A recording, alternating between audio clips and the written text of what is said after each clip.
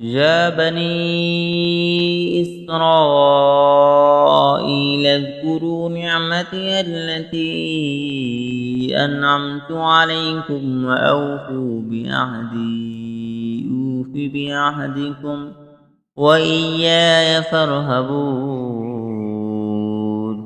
وآمنوا بما أنزلت مصدقا لما معكم ولا تكونوا أول كافر به ولا تشتروا بآياتي ثمنا قليلا وإياي فاتقون ولا تلبسوا الحق بالباطل وتكتموا الحق وأنتم تعلمون وأقيموا الصلاة وآتوا الزكاة واركعوا مع الراكعين أتأمرون الناس بالبر وتنسون